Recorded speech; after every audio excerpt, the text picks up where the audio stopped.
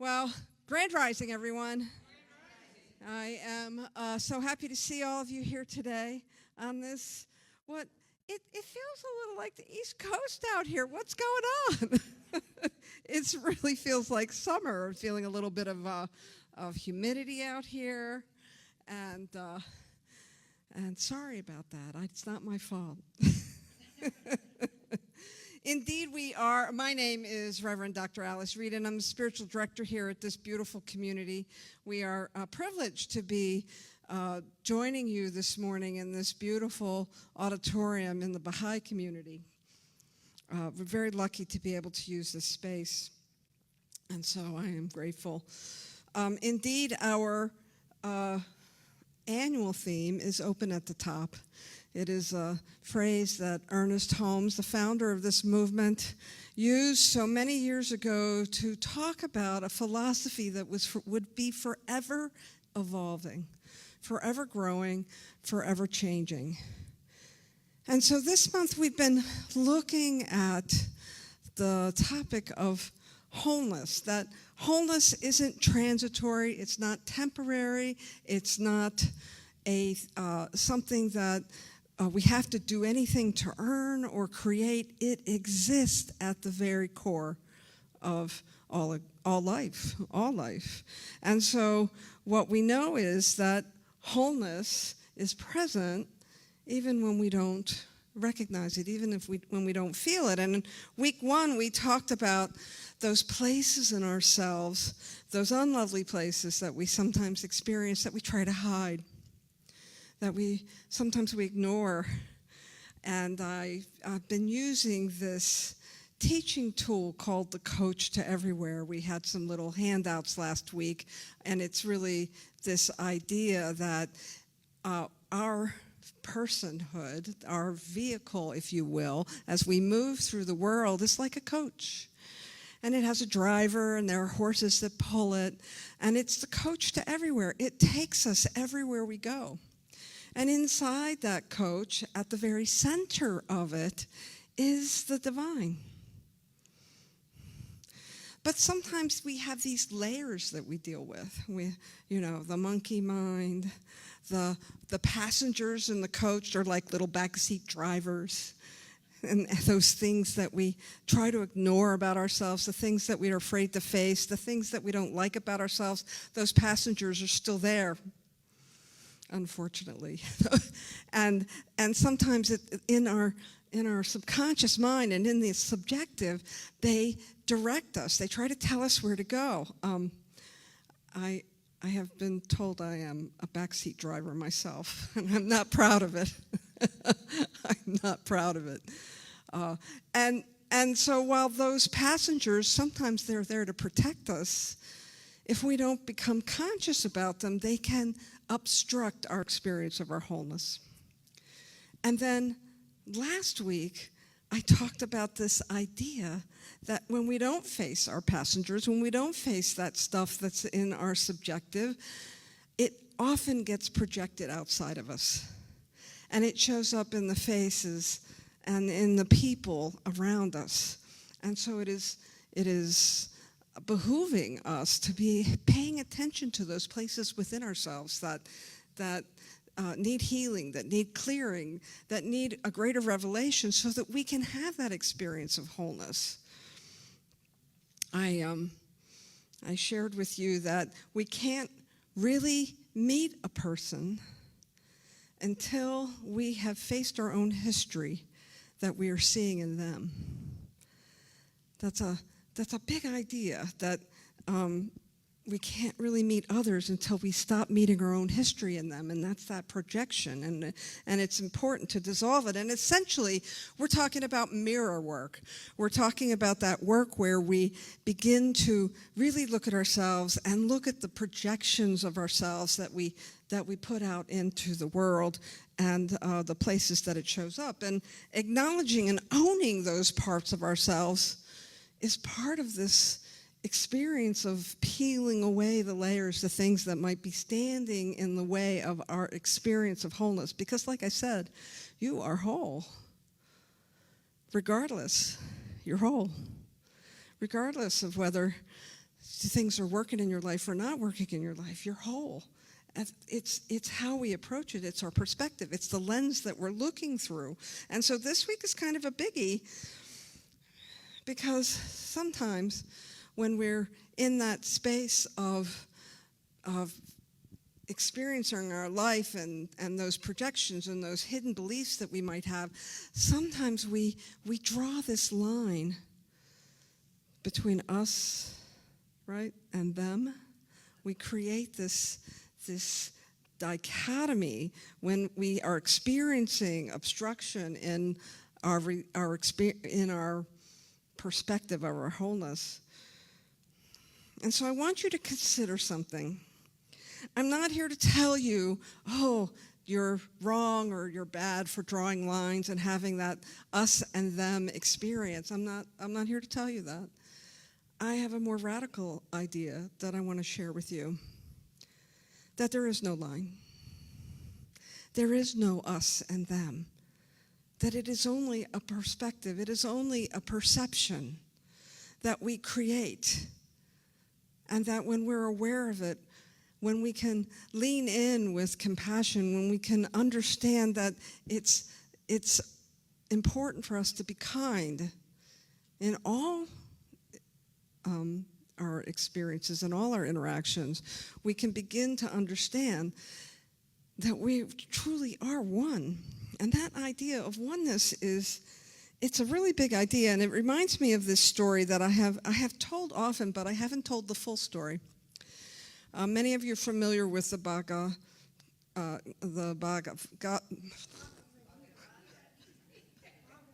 Oh, it was so easy at home. Put a mic in front of me and I'd trip all over my tongue. The Bhagavad Gita. Many of you are familiar with that. It's one of the great texts, sacred texts of India. And it's an allegorical story about a man named Arjuna.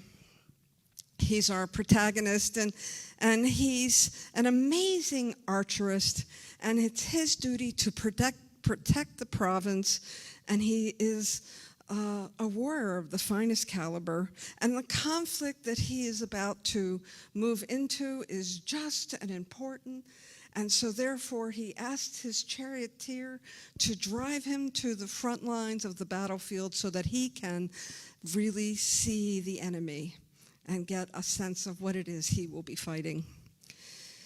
And just to know that the charioteer, the person who's driving that chariot, is actually Krishna, God in disguise, who is there to aid and support Arjuna. And if we pause for a moment, over the last 2 weeks, as I said, we've been talking about this coach to everywhere. It is a eternal imagery that has been used for thousands of years. Marcia Sutton and Lloyd Strom have this core teaching called the Coach to Everywhere that I've been talking about for 3 weeks now. And the symbolism is so juicy. The carriage is the self, traveling home to ourselves, and the driver, which represents our mind, and the horse, our emotional self. And at the center of it all is God, the true master or center of our being, despite the passengers that we might be listening to and paying attention to in the back seat. So this image that they use is so ancient, and it's been used by the Upanishads. It's been used in Vedic traditions, and so we're using it here today. And so if we go back to our story, as Arjuna is surveying the battlefield, he is surprised and even heartbroken when he looks across the field and he sees his kin. He sees his cousins, his uncles, his teacher, his grandfather. And he falls to the floor of the chariot. And he says, I can't do this. I cannot fight my family. And it's a beautiful story about understanding and awakening to our oneness. And I usually stop there. But there's a whole text where Arjuna is learning lessons about oneness, and it's just the beginning of his learning. At some point, Krishna reveals himself that he's not just a mere chariot driver, but he is God himself. And so Arjuna says to Krishna, please reveal yourself to me. Please show me all of what you are. And he is gifted by Krishna with the vision of oneness, the vision of wholeness. And it's almost more than he can even bear, because it is so great, this vision of seeing everything as part of the whole, that there is no distinction between the enemy and himself. And so Arjuna is still confused, and he reaches out to Krishna and he says, how can I fight when we are all one? And Krishna instructs him that even though we are all one, you have action that you need to take in this life. And that's the part of the story that I haven't talked about before. The part of the story where even when we know we're one, there are things that are ours to do. There are actions that we need to take. There are places where life needs us and we're called forward. And I think that initial awareness of oneness is often the place where we stop. We stop at that place where we're so enamored by this beautiful idea that we are one with all of life. And at the same time, we have an individuated essence and expression that we're called to share as our own work in this world. Krishna puts it very simply when he's talking about this oneness. He says, the awakened one sees the self in all beings and all beings in the self. And he encourages Arjuna to fulfill his calling and his duty. And I think it's important for us to recognize that as we are walking out in the world, as we are knowing this deep oneness with all life, we also know that there are things and actions and places that we're needed, that needs our own individuated talents and skills. Ernest Holmes says it this way: there's no use screaming that God is love because it sounds pretty. That we won't know the everlasting arms are around us until our own arms are around humanity. And so it isn't about this beautiful idea of oneness. It's about how we move into it, how we lean into it. How do we express that oneness through our own individuated expression? What do we do with a world that is genuinely, painfully divided? How do we walk that out? How do we know this oneness and still have this call for expression in some way, to mend fences, to promote healing, to support those who can't support themselves? And here's where the Gita gives us the piece I think we're missing in this equation that might be so puzzling to you, because Arjuna's crisis is not just about knowing his oneness. His crisis is, how do I act when I can't bear the outcome? How do I walk forward when my heart is broken and I am so attached to what it is I think needs to happen? And Krishna's answer is the heart of the whole text of the Bhagavad Gita. You have a right to your actions, but never to the fruits of your action. Do what is yours to do. Release the grip on how it turns out. Now, of course, that's a paraphrase. But Krishna is saying, you have a right to express yourself in your fullness and your wholeness. And what he's encouraging Arjuna to do is to let go of the fruits of his action. And I think, when I think about activism, right? When I think about moving into the world and really wanting to support those places in the world where we feel like people need support, where we feel like there's a need. Well, I was visiting some family in Colorado for a few days last week, and I happened to come across a stranger named Steve, and he told me he was a Buddhist, and he shared with me that he was an unattached activist. An unattached activist, and I was like, something in me sort of woke up. I said, oh, there's something here. There's something really important that resonates that I need to pay attention to. What does it mean to be an unattached activist? And Steve shared that he cares about things. He cares about things deeply, but he always walks it out with generosity and kindness. And so I was thinking that sometimes when I care too much, or sometimes when I'm feeling vulnerable, or sometimes when there's something going on and I'm feeling overwhelmed, well, that care can turn into frustration or anger or burnout. And so the invitation is to walk out what is ours to walk out, to listen to the call of your heart. What is calling you forward? What is the world drawing out of you for you to express? And can you give that gift unattached? Can you let go enough to trust the wholeness that is inherent in all life, to bring about whatever outcome is necessary, even if it's not the outcome that you thought you wanted?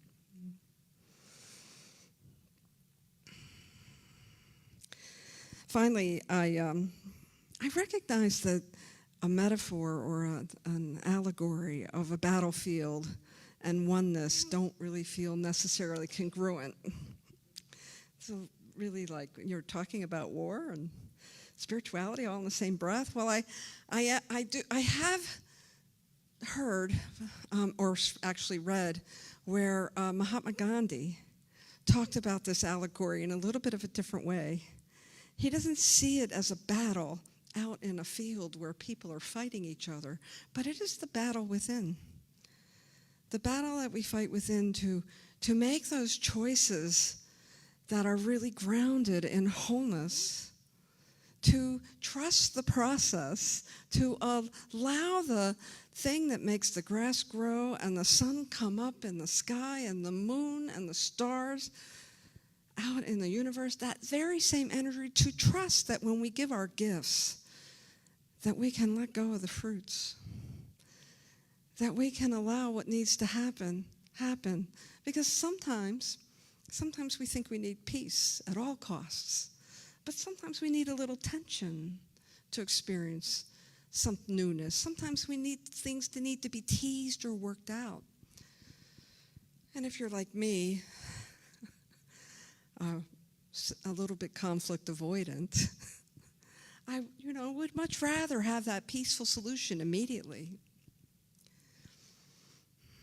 And if we really believe, as Edmund Curtis Hopkins, who was the teacher of teachers, has spoken many, many times, that there is this principle, and it is the only presence and the only power in the universe, and it is completely whole.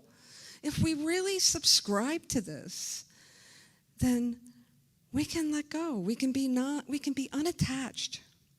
We can trust that even the dark places, even the places that are not lovely, even the places that are difficult, are part of that greater revelation of wholeness, where obstructions are being peeled away so that we can have and know and be whole. My invitation to you this week, as you consider this offering, that there is no us and them, that there is no line, that there is only this great oneness and wholeness, I want you to consider that when you find yourself, maybe you'll be watching the news, maybe you'll be talking to a relative, they'll say something, and that place within you will sort of click open like a little slot, and you'll be ready to kind of slide that person in the them box. Instead,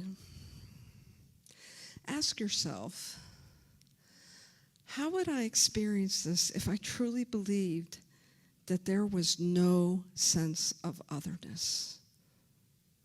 How would I move through this if I could really know that? You don't need to scold yourself or punish yourself, because this is the human experience. It's part of the divine. It's part of your awakening. It's part of your opportunity to fall on the floor of your chariot and to see something new and to be willing to get up, as Krishna advised Arjuna, and continue on, but from an awakened place. From a place of knowing a greater truth, from a place of trusting that life is inherently whole. Thank you very much.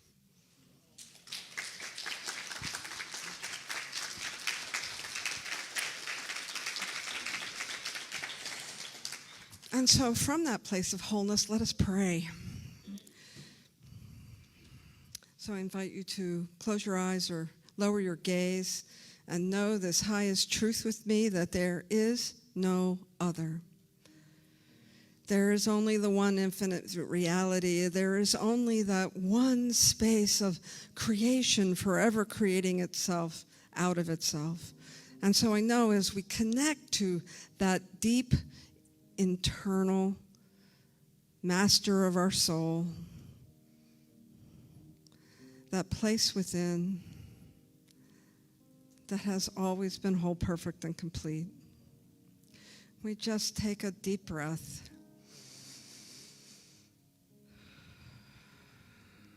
We center ourselves, and we remember. We remember our wholeness. We remember that the universe is whole. We remember that life is whole at its core. We trust the tenderness of our heart. We trust the challenges and the difficulties that we might face, knowing that there is a wholeness that wants to be revealed, and this is just the part where things get stripped away. And so I invite each one to walk out this week with an open and tender heart, with a willingness and a humility to see God at the center of every difficult situation, of every upset, of every place where we think there's not wholeness. And I know as we continue to commit ourselves to love, to commit ourselves to generosity and compassion and kindness, that the way will be revealed. The right action will be easy. And love alone can dissolve anything, any perception of obstruction. And so it is with a grateful heart that we trust life, we trust our hearts, we trust our minds, we trust God. As we walk out this week, being willing to know wholeness, not just in the lovely places, but in every place. And so I give great thanks for the willingness, for the wonder, for the curiosity, for each one who has said yes to this commitment to wholeness and to love. I am so grateful. And we simply place this on the altar of our heart, letting it go, trusting the process as we say together, and so it is.